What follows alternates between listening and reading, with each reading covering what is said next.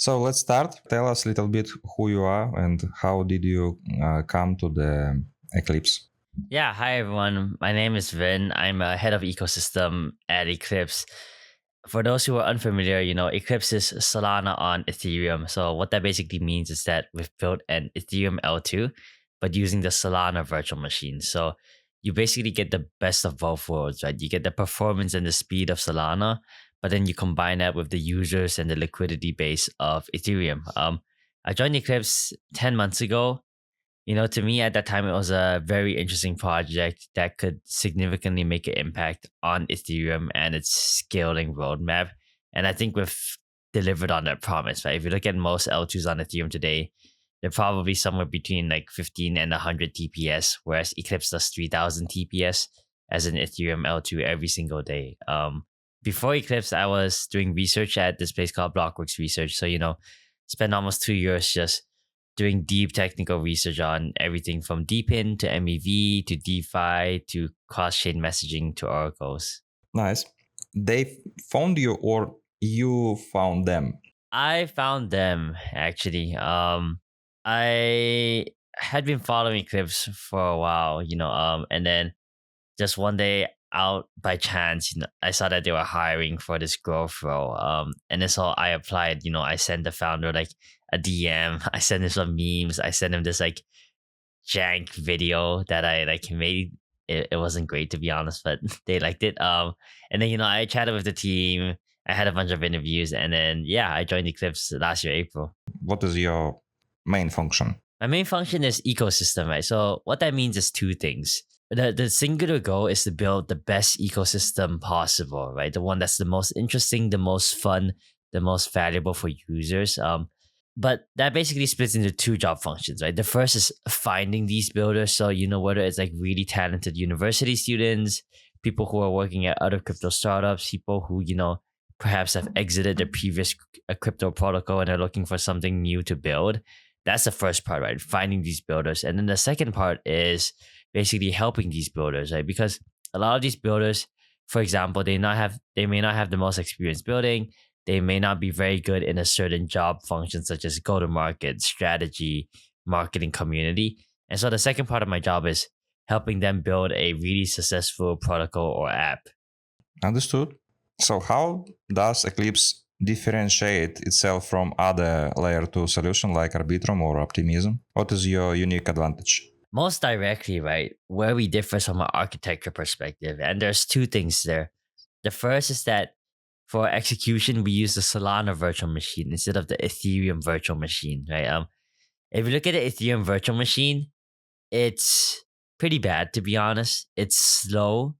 It's sequential execution, which means that transactions have to be executed one after the other. You have to wait for the previous transaction to execute before you can sort of execute the next transaction, which is obviously not good. Think of it as like a 1-lane road. You can only ever drive like one car through this road at a time, and they all have to be queued behind each other. But using the Solana virtual machine, you get a lot more benefits because they have this thing called parallel execution. So you can have multiple transactions executing at the same time. So the comparison would be the EVM, the Ethereum virtual machine, is this 1-lane road. But then the Solana virtual machine, the SVM, is this 4-lane road. And so you can have 4 cars driving down this road simultaneously, right? So that's just one great thing about the SVM. The other great thing about the SVM is that they have this thing called local fee markets, which means that, if you've ever used Ethereum or any like Ethereum L2 such as Arbitrum, Optimism, or Base, you know that when like an NFT mint happens and the airdrop happens, the chain gets really expensive for everyone, right? Like Arbitrum Optimism will suddenly become like $1 transaction fees for everyone, even if you're not, claiming the airdrop or minting the NFT or like trading this meme coin, right?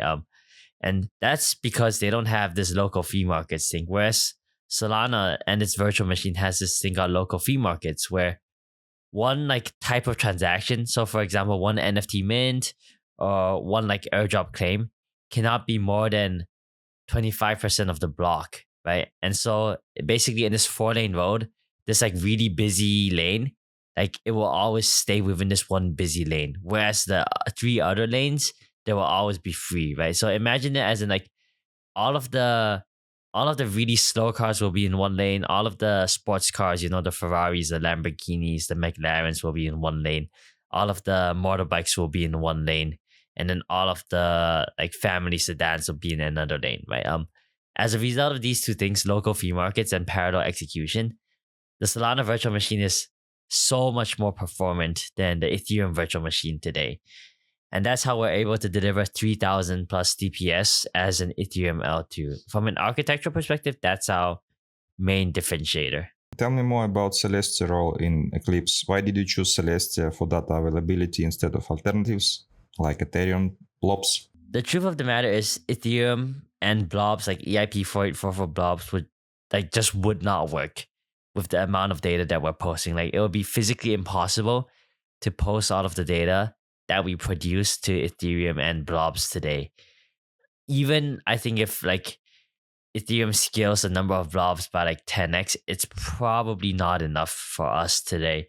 And so at that time when we made the decision, Celestia was very much so the only like practical and the only possible option actually, because EigenDA wasn't live at that time, and Celestia at the end of the day is great tech. They have DAS, they have light node sampling, like all of these like technical decisions and their scaling roadmap gave us very high confidence to choose Celestia as a data availability layer. And what Celestia has enabled for us actually is such cheap transactions, because like the main cost for an L2 is the data posting, right? And because Celestia is such a great data availability layer, there's so much data throughput, which means that we don't have to pay much to post our data there. And so the average transaction on Eclipse today actually only costs $0.0001, right? So you can do like 10,000 transactions for like 10 cents. You know how I start my day? I just go to this website, take a look in the chat. You number one now. Yeah. And I just open the rollups and take a look on you. And you the number one now. How much money now just approximately you spend for the Blobs per month? If I'm not wrong, I think we've paid probably, I want to say like maybe 70,000. The exact number is, I can see, 26,162 TIA. Multiply that by the TIA price right now. That's 3.3. 86, yeah, 86,000. For per month or for whole period?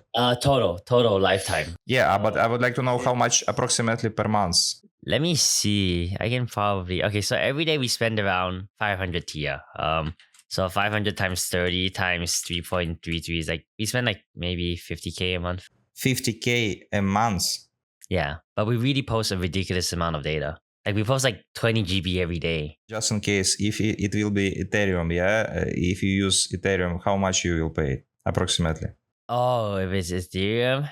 God, if we paid Ethereum, like it'll probably be millions, I think. Yeah, so what is why you use Celestia? But like the 20 GB of data, I don't think it fits into Ethereum Blobs. Like even if we were 100% of Ethereum Blobs, it wouldn't fit, I think. L2 like Arbitrum Optimism, they don't use Celestia, so they need to pay a lot. Yeah, for Yeah, exactly. So it looks like you are a really strong Frankenstein. You use Solana, Ethereum, and Celestia. It's nice. Okay, I would like to know more about projects that are currently building on Eclipse. I'm not talking about copy-paste application like DEX and lending platforms. Do you have something special, like specific examples? Yeah. So I'll just give you the state of the ecosystem today, right? Like today, the ecosystem is probably around 70% DeFi, 30% gaming. Obviously, as you mentioned, we have all of the basic primitives there, the DEXs, the lending markets and whatnot. There are some interesting protocols that are being built. For example, there's a consumer like prediction markets protocol, but they're building parlays. So what a parlay is, you can bet on multiple events at the same time. And if you hit all of them, you get like a really big payout, right? So for example, you can bet that will Donald Trump announce like a Bitcoin strategic reserve, plus will Bitcoin go up by 5%, plus will BTC ETF inflows be more than 500 million. If you hit all of those three, then you will get like 100x or something, right? So that's an example of like a very interesting like consumer app that's being built on Eclipse. Another example would be a lot of games. Like gaming is one sector that has found some semblance of organic demand on Eclipse. And for example, one of the games is called Cryptara Conquest. It's like a top-down bullet hell game. You pay a bit of money to resurrect. You pay a bit of money for weapons and characters. But what's interesting is that all of that money actually gets redistributed to people on the leaderboard. And so it's like a game that's both fun, but also, you have the opportunity to win like a decent amount of money, and it's self-sustaining. It's not like Axie Infinity where like they just have to like print tokens. And so I think these are two examples of interesting projects that are being built on Eclipse. There's a bunch more, such as like DeFi. There's someone building a very interesting like SVM VE33 DEX, where they're combining it with leverage spot LPing. So, you can be an LP, leverage your like liquidity providing so that you can provide more liquidity and earn more like fees. But at the same time, it's a VE33 DEX. So instead of earning the fees, you get the tokens. Can you share this unique application in the chat? It helps me to find it. Yeah, sure. Thank you. So Cryptara is for betting, and Stackem it's a game, yeah? Yeah, the first two are games. This one I sent is this third one I sent is like a SVM V33 DEX. What do you know about Cosmos ecosystem? Do you have Kepler, for example, like wallet? What do you know about us? I don't know that much about Cosmos ecosystem. It's been a while. Like high level, I know about like IBC, mesh security, Novo, like that type of stuff, but very, very, very high level. Do you plan to add IBC, for example, between Eclipse and Cosmos ecosystem? No, not right now, because I don't think from an architecture perspective it wouldn't be very clean, unless we're part of like the mesh security of IBC. Sorry, like the mesh security of Cosmos ecosystem.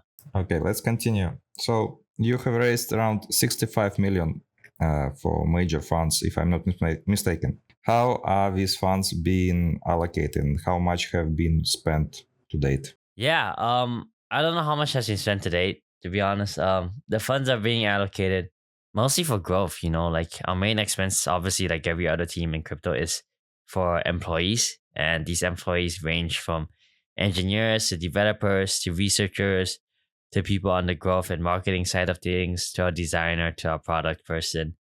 I think compared to some other crypto protocols, we haven't scaled the team as much. We've tried to be relatively like conservative with our hiring. We don't need like 100-person team, right? But yeah, a lot of the money has been very targeted, focused on growing both like Eclipse, the network and its ecosystem, and also the sort of like engineering resources that we have available to us to make significant performance improvements to the chain itself. How many people now work in your company? Yeah, around 30 plus people work at Eclipse. Big team, I think. Yeah, good size, yeah. Did you have hackathons, or did you spend some money, for example, for some teams who would like to build something on Eclipse? We did a hackathon last year. August. We didn't spend that much on it. I'm in general actually not the largest fan of hackathons. I think it's not as targeted as we would like. And I feel like with a lot of hackathons, you get an adverse selection problem, to be honest. And you also get a lot of like people that just farm hackathons, which I don't think is good for anyone, to be honest. But we definitely have like a growth budget that we use very selectively and intentionally. We definitely like don't throw money all over the place. We aren't just giving out like grants for free like some other chains. So you work with grants. So if I would like to build an app, I send I send information to you, to your mail, for example, and you discuss who you would like to work with me or not, if you would. So you have a proposal, and if proposal pass, you share some money from community pool. It works like this, yeah? No, the opposite. We do not have a grants program. We think grants are a very adverse selection. Like if you want to build a startup, you must be willing to take a bet on yourself. Like we can help you with fundraising. That's no problem, But grants, I feel like too many ecosystems give them out way too freely. They just give them out to really shitty projects, to be honest. I've heard of some projects where I've gone like, what? There's no way they've gotten a grant, but they have gotten a grant from other ecosystems. But it literally makes zero sense for them to get a grant, and they will 100% have zero impact on your ecosystem. So we are very against grants. Actually, I think like both ideologically and like practically, it's just not the right way to do things. If you are like a cracked builder, if you have high conviction in yourself, you can totally like fundraise, no problem.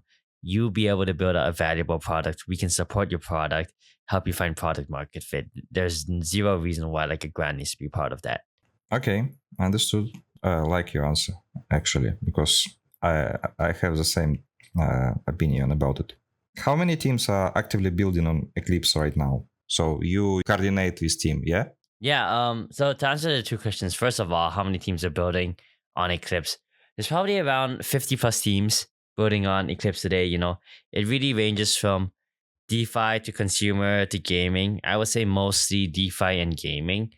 And it also ranges from like, people who have built proper startups before to first time like startup founders or sort of like indie developers. As far as who coordinates all of these teams, like obviously as head of ecosystem, part of that is me. But also I think Eclipse takes a fundamentally different approach where most other ecosystems, they'll have like one ecosystem person, they'll have one BD person for every project that's building. They'll chuck you into a chat. Those two people will help you out. We do things a little differently at Eclipse. What we do is we basically take the entire team across every job function, whether that's design, product, strategy, growth, marketing, ecosystem, BD. All of us will be in the chat to help you grow, right? So like the designer will help you with your UI, UX. Our product person will help you with like your product. I will help you out with like go-to-market and mechanism design. Our strategy person will help you out with fundraising. Our marketing person will help you out with marketing. And so it's basically all hands on deck to help you build the most successful startup and protocol as possible. And I think that's how we like quote unquote coordinate things at Eclipse rather than just say like, hey, this is your project, like you by yourself handle this. Hey, this is your project, you by yourself handle this. Like we all work together in order to help the startup succeed. You're actively building a community, you have a lot of AIMA, but if you fail with airdrop, the community will go to another project to farm it. Do you have plan B in this? Yeah, say we did the worst airdrop of all time, say hypothetically it's a disaster. Say hypothetically, like 99% of people leave the chain, which obviously I don't think will happen. But, just for the sake of this question, say that's the scenario. I wouldn't be too worried, to be honest. Like, obviously, we would have like fucked up somewhere, right? If 99% of people are leaving the chain, but also we have a lot of like long-term strategic direction that I'm very confident in. Even if like there's a short-term mistake that we've made, our long-term plans, whether it be ecosystem or distribution or sort of like the strategic initiatives that we have planned, I'm very confident in it. So, even if the chain goes to zero, like say tomorrow, for whatever reason, like we have plans to come back from it, right? If it doesn't go to zero, that'd be great. But if it does go to zero, we have plans to build a very, very interesting ecosystem. We have plans to get net new like normie distribution. We have plans to win on distribution, and we have plans to make the chain very economically incentive aligned for all of the builders on the chain, right? So like I'm not too worried. Would it be a short-term setback? Yeah, for sure, right? Obviously I don't think it's gonna happen. But yeah, like for whatever reason, if that was a scenario, I would not be worried at all. Are you NFT Degen? Do you have some NFT? Do you like it to collect? I have some. I hold obviously like an ASC on Eclipse. I hold some Mad Lads on Solana. Not a super big like active trader. I'm very much more so like a buy and hold type person. But yeah, like I think one of the areas of NFTs I like on Eclipse are actually these open editions. So open editions are NFTs with no supply, but they're really cheap, and they're just like pieces of art. I'm normally not a art person, but some of these art pieces on Eclipse I really, really like. So I've actually started collecting some of the art. But yeah, in general, not a huge like NFT person. Understood. Why I'm asking, because for example, when I created an NFT collection in 2024, and I won a award for the best hand-drawn collection in Cosmos. Oh, nice. I spent around 8 months for creating it. Damn. And for example, I would like to launch it in Eclipse, but on, I forgot, Scope, I think, yeah, Scope Marketplace, it's unfriendly for launch it NFT collection. I talked with Bulls, they said we have the guy who knows Python to launch it. If you compare, for example, Monad and you, so in Monad, you just go to Magic Eden and start your collection. That's no problem. Why in Eclipse it's so difficult to start it? If you look at the EVM has a lot of like existing infrastructure around NFT trading. Scope is like a newer, like younger kind of like NFT platform / infrastructure. So obviously with that, there's a lot of growing pains, and so the entire like collection launching process, I guess, is probably a bit more manual than most would like it to be. And so that's probably why, it's just fundamentally harder to launch an NFT collection on Eclipse than say like a Monad through Magic Eden, as you mentioned. Yeah, but I agree that NFT space is you can attract more people to your chain if you fix it. Yeah. Why you didn't fix it? I mean, yeah, I agree that AVM is much better and much usable, but why you still didn't fix it this moment? I mean, sure, right? Like Eclipse doesn't own Scope. Scope is like an independent NFT platform where, say, like at the mercy of however fast they develop their technology, I guess. So it's sort of out of our control. Obviously, would we like better, more performant NFT infrastructure? Yeah, of course, right? But yeah, it's also like it's out of our control. We can make like recommendations to the Scope team, like, hey, here are some features we'd like to see. But yeah, like ultimately, like it's not our platform, right? Like it's someone building it on Eclipse. Understood. So let's continue. In Cosmos, for example, airdrops, the command for staking Atom. In now meta, if you hold some NFT, you will get rewards, airdrop. Yeah. So what defines a suitable NFT for you? For example, you said ISC, you hold it. And I see that Eclipse sometimes repost only them and don't repost other NFT collections. So I would like to know, what is a good NFT collection for you? Why you push, for example, as Eclipse only ISC and don't engage with other communities? I guess two things, right? Engaging with like NFT communities and meme coins in general is, I guess, hard. You never really know like the true intentions of the people behind like the NFT collections, so to say. We've obviously had like bugs happen on Eclipse, and so from like an official like legal perspective, the safest option is just for us to like not engage at like a chain level. Obviously, we're free to engage from like a personal, individual, like employee level, but not at the chain level.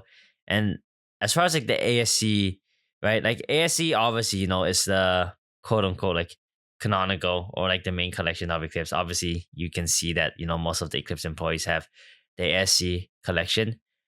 I think it was like partially a strategic move for us, right? Like this ASC in general has been a very good way for Eclipse and like ASC themselves to bootstrap this very like core community within like the broader Eclipse community, right? And I think it's actually worked like pretty well for us so far in terms of having this really strong core community that is very interested in the Eclipse ecosystem, is very passionate, or like sort of defend against FUD. Obviously, that comes with its trade-offs, right? As you mentioned, like for example, NFT builders will say, "Oh, like why are you only supporting ASC? Why are you not supporting like other NFT collections?" But I think that's a problem that basically every ecosystem runs into, right? Like for example, like Monad, right? Like when Monad maybe like 1 or 2 months ago had all of these NFT collections launching, and then I'm forgetting who, like I think Tunis like put out a thread, like, and then something happened, but like he was like, yeah, like I can't support like every NFT collection, I can't change my PFP like 100 different times, and that's just like a fundamental constraint, I guess. Actually, I just would like to give you feedback. Just Sure. My story. So I make news about Cosmos ecosystem. I have built community before to launch my NFT collection, and I still not on the radar of different project. They just know NFT collection like slots, Mammoth, and they absolutely don't care about people like us. They just don't see us. I don't know why. Because why I'm asking? Because sometimes projects just choose one NFT community and they just don't look at other communities. And it's sad story. That is why I'm asking. Let's continue. Your competitors are Arbitrum and Optimism, and they have a lot of DApps and user adoptions. What do you admire most about their approach? What do you believe you can catch up from them? I don't think Optimism has as much activity as people think, to be honest. Like the base probably has like infinitely more activity than Optimism.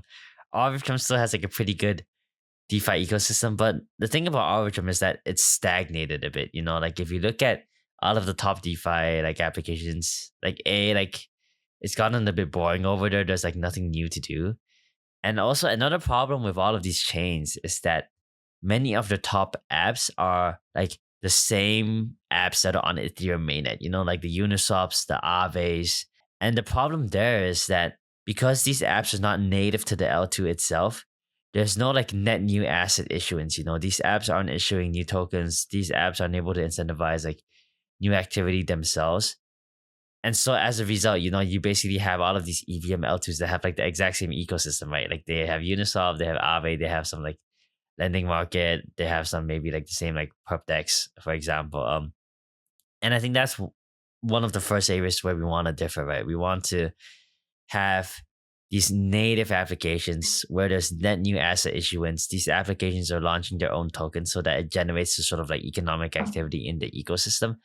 And second of all, like from an innovation perspective, I feel like Arbitrum and Optimism have gotten a bit slow almost with the ecosystem. I don't know whether it's slow or complacency, to be honest, but it just feels like you haven't seen anything like innovative or interesting in those ecosystems for quite some time, to be honest. So we are working with a lot of builders to find these like interesting, novel, differentiated, most importantly, applications, so that these applications will make people go, "Oh shit! Like this is a big reason why I would want to bridge to Eclipse just to use this application today." So obviously, like both these ecosystems have like an order of magnitude more users or like TVL than Eclipse. Arbitrum probably has like, I don't know, 15 billion. Eclipse has 200 million. But I think catching up is entirely possible, right? If we build an interesting, novel ecosystem, if we have the right community, if we have like differentiated products on the chain, we will 100% be able to catch up, if not surpass. Okay. Let's talk about the mainnet. You have launched your mainnet, but what negative surprise have you observed in other crypto projects over recent years? So I would like to ask you, if you do some research, you see how Scroll launched their token and other platforms. So people in crypto so tired of this shit. And can you comment it?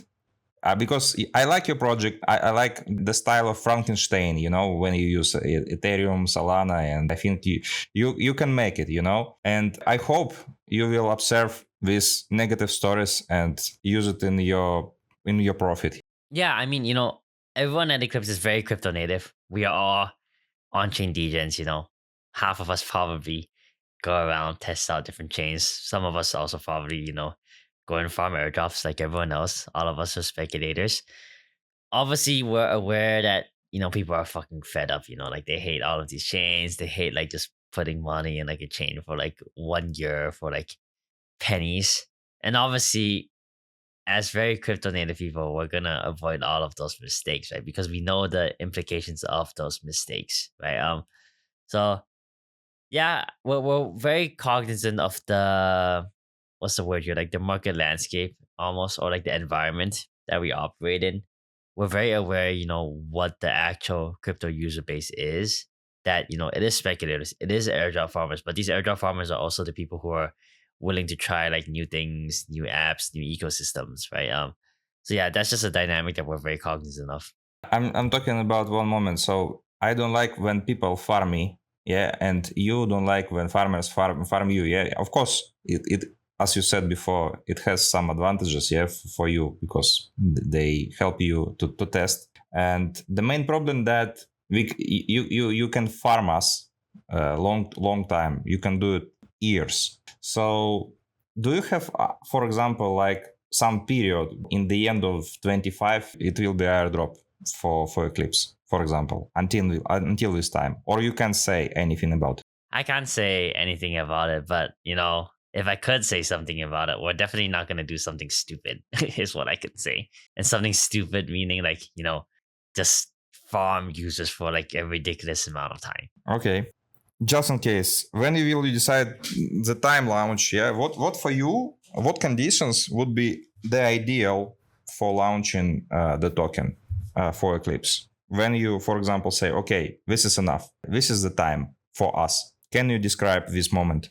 Yeah, in general, if there was a hypothetical token, I think that timeline falls under two factors, right? The first is sort of like, hey, at what point do we think everything we've done has achieved its goal? At what point do you think, we've gotten a meaningful amount of users, a meaningful amount of liquidity, a meaningful amount of like interaction with ecosystem apps?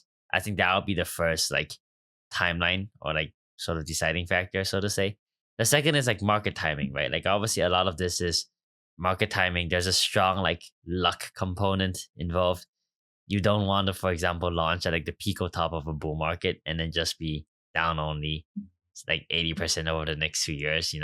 Ideally you want to launch before that happens. So there's also that market timing component, right? But that's like very hard to predict unless, you can tell the future. You can tell whether the market's going up or down, which I don't think anybody really can, to be honest. So yeah, like those are the two things that I think would influence our decision. But also it's very dynamic, like you have to look at competitors, you have to look at competitor ecosystems, your tokens, blah, blah, blah, like all of that.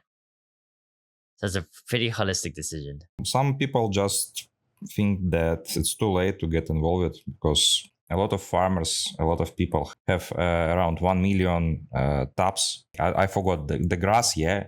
There's still time. There's probably not a lot of time left, but there's still time. Is what I would say. So definitely like, and also like Eclipse is relatively easy to onboard onto, like if you have ETH, just bridge it over, spin up like a backpack wallet, onboard onto TurboTab, play with some of the games, play with some of the dexes, like tap the cow. It's like nothing that's very like technical or crazy. It's pretty straightforward, to be honest. So if anything, like not saying you have to bridge over like a lot, like, but at least like give it a try, bridge like even $10 over. $10 is more than enough to do like a whole bunch of things on Eclipse. So bridge a bit of money, try it over, see if there's anything interesting to you, tap the cow for a bit. And yeah, that would be my general recommendation. I already made 2 video tutorials for Russian language speakers. So I know what you're talking about. Amazing, thank you. No problem. We would like to research everything what consists with Celestia. We like Celestia. I talked with Tim a lot.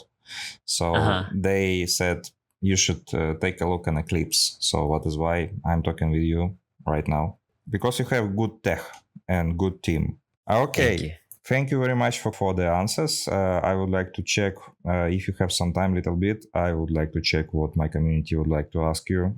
Yeah, I see some questions in the chat. I can answer those. If yeah, you can do. If you want, you can do. I'm just trying to find more reasonable questions, but you can answer. Sure. So there's a question that asks, what is the benefit of Eclipse Network for Ethereum and positive growth of ETH? What does it bring useful besides reducing the load on the ETH, gas price, and scaling?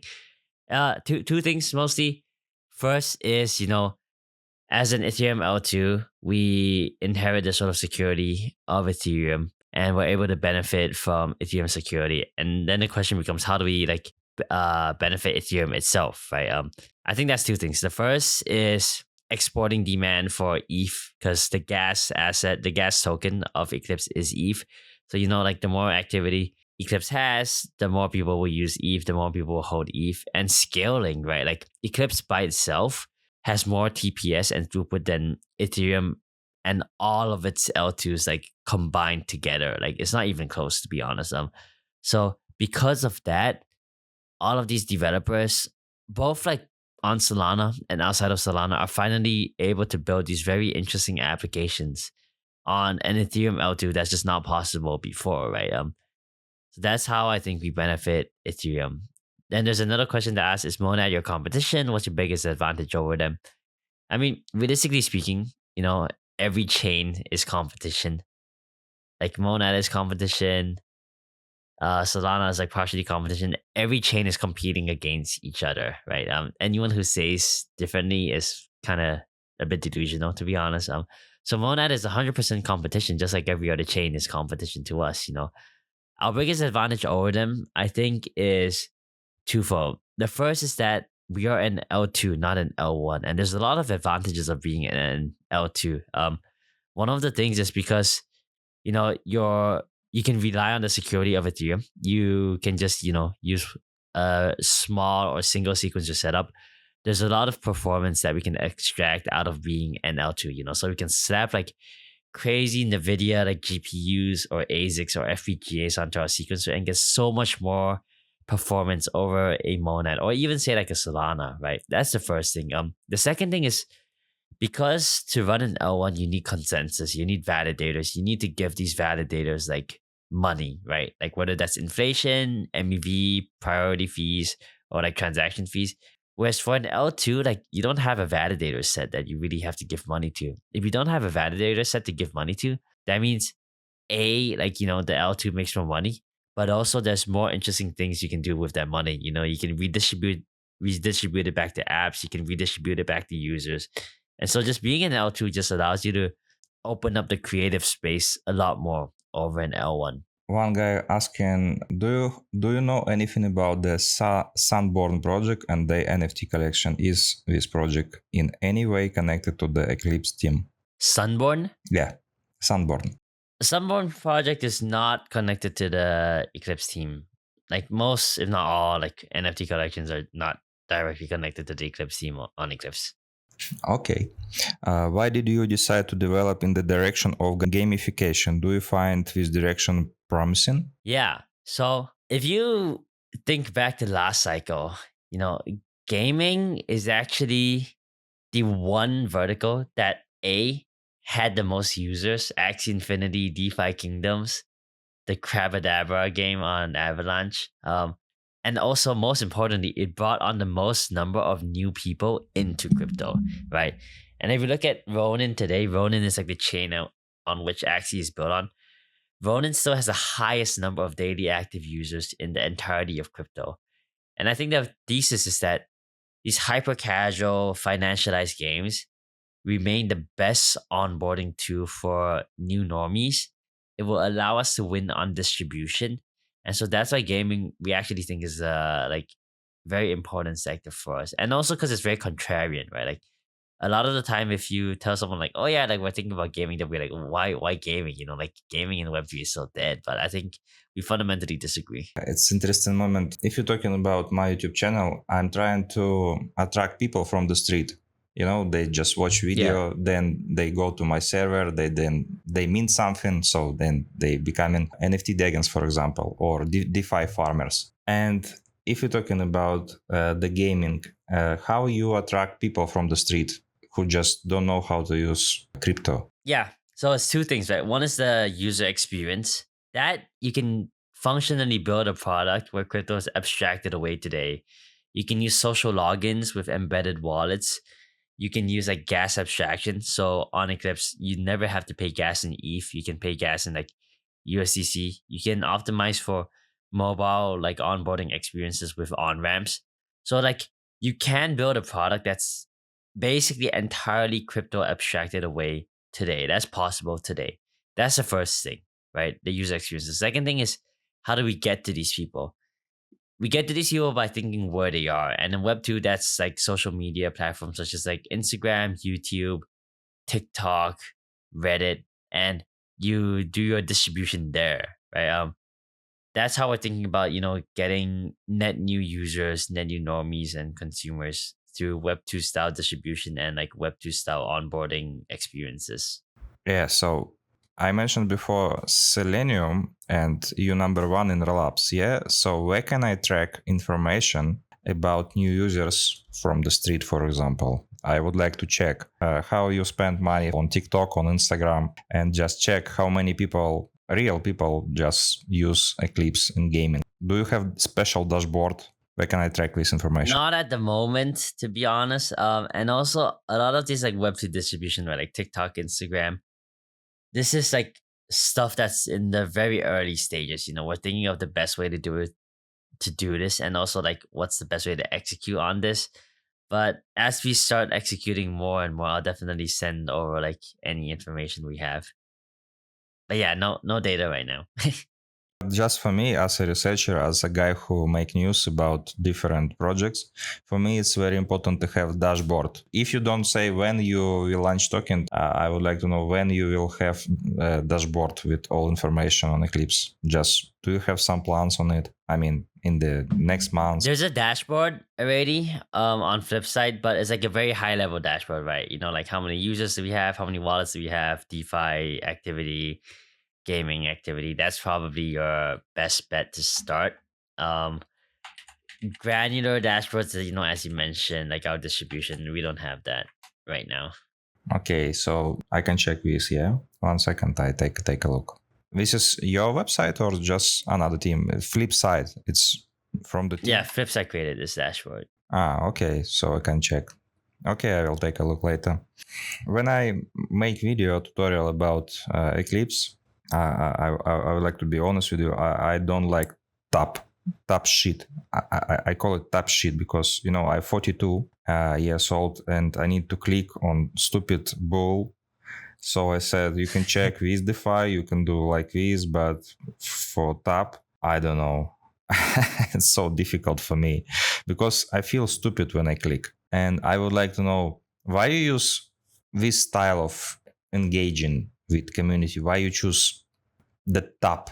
Yeah, the simple answer is optionality, right? Like if you are, say like you know, an old man, but or not so old, but if you don't have like a lot of time or patience to tap, but say you have like money, right? Like there's two ways to get grass on Eclipse. The first is like by tapping.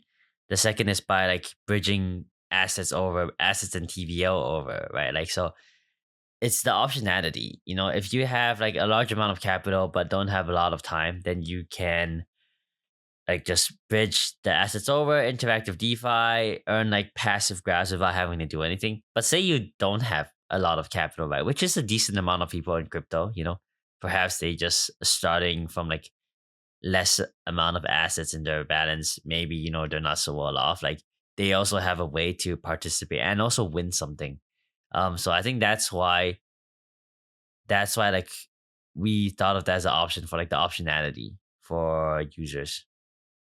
Because like if you do like just TVL, right? Like if you did just TVL, people will go like, oh, you know, I'm never gonna be able to compete with someone who has, I don't know, like X amount of dollars, right? But at least now there is a way for you to compete against people who just have like a shitload of money, right? Without having any money. Mm-hmm. So let's talk a little bit about security. How many audits did you have? So we're in L2, right? I mean, like the trust assumptions for L2 are generally similar as any other L2 on Ethereum. You want a certain degree of liveness and censorship resistance from the sequencer. You want to be able to withdraw from the chain if it really comes to it. So on the engineering roadmap side, we're working on getting to a stage 1 rollup as fast as possible. That's kind of like a key priority for us. Hacker threats, you know, that's omnipresent. I think the role of L2 is to make sure that L2 itself is as hack proof as possible, almost, and that people always have the opportunity and the ability to like withdraw their money, forcing through the transaction, etc. if they want to. I just want to conclude. Did you have audit or not? Yeah, we have audits. All of them are publicly available on a GitHub for like our bridge and all of like the infrastructure. I would like to know about TVL. Yeah, it's difficult now because we have bloodbath on the market and crypto dragons are crying right now. And for you, it's important to bring TVL and lock it a little bit, yeah, in your ecosystem. How you would like to attract TVL in your chain? I mean, attracting TVL, honestly, is pretty straightforward, right? You just need to have attractive financial opportunities for that TVL. If you have attractive financial opportunities that are only possible on your ecosystem, either like through some application or like only your application or only your ecosystem has a type of yield, then I think you will naturally attract TVL. But also another point I'd like to make is that TVL is great from like a DeFi perspective, but it's also not the end of the world, right? Like if you think about it, like Solana still has much less TVL than Ethereum, whether from like asset perspective or like DeFi TVL perspective. And also, if for example, like gaming, right? Gaming is such a low TVL type of application, but you can get so much like activity from like a very low amount of TVL just because there's like so many things happening in these games. So like TVL, yes, is an important metric, but it shouldn't be the only metric that we're indexing on. Okay. Maybe we can talk a little bit about your token, not about when I airdrop. I just want to understand, do you have some vision? What is the ideal token? What utility are you going to add in your token? Can we discuss it, or it's too early for it? Too early for it. But also I would just say, the ideal token is the one that just goes up. Some people won't agree with you because in Cosmos we have two captains and we have a lot of problem with it because they have different vision how to develop. Yeah, I mean, like you guys have so much drama between like the Interchain Labs, the Interchain Foundation, Jaquan, and all of that. Yeah, and one guy, he said Atom should grow, yeah, and another said no, it shouldn't. So sometimes the father of projects they have different vision, and sometimes they don't like then the token is only growing because it's not okay. Yeah, sometimes. Yeah. For us, right, like most important of all is we want to build a sustainable, long-term and valuable business, right? Businesses make money and businesses also want to grow, right?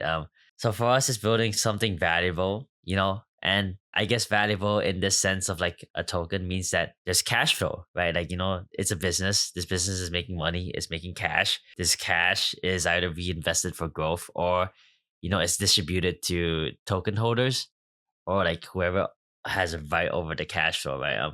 So I think the end goal for us is just to build a valuable business. And like if you think from an L2 perspective, right? That's just how do I scale this L2 as much as possible and get as much economic activity as possible, right? It's like just like any other chain. But there's also interesting opportunities to almost vertically integrate so that this L2 can get other sources of cash flow. And I think that's a really interesting angle that's yet to be explored. Last question. How do you think market needs you? Really? Okay. Can you be honest? Because, a lot of projects do the same. Say, Sui, etc. Why do you think that all of us, crypto degens, needs you? Yeah. Crypto degens don't need Eclipse specifically. That's the honest answer. Application developers are the ones that need Eclipse specifically. And then crypto degens go and use those applications, right?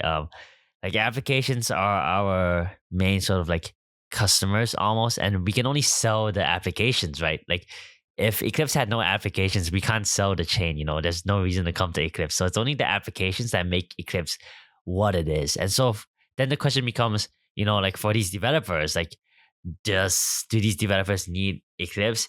And I think the answer is yes, for a few reasons. One is like this level of performance that you can't get anywhere else on Ethereum today. There's just literally nowhere else live in production where you can get this level of performance within the Ethereum ecosystem, within an Ethereum L2. And second of all, like beyond the technical stuff, right? It's really about like what can the team do for you as a startup to succeed, right? Like past a certain point, the tech doesn't really matter, right? And it's about like, okay, what can this team do for me? Whether that's go to market, whether it's strategy, whether it's mechanism design or product that, will help me build a meaningful application with a lot of users and build like a valuable product. Understood. Ren, thank you very much for your answers. It's a pleasure to speak with you. All right. Yeah, I don't have anything else, but really appreciate you for having me on today. If you ever want to reach out, you can find me on Twitter at purplepill3m. If you want to learn more about Eclipse, you can follow us at Eclipse FND or join our Discord. Okay, thank you very much. All right, thank you so much for having me on and have a great day, guys. Yeah, you too. It was a pleasure being here. Bye-bye. Bye-bye.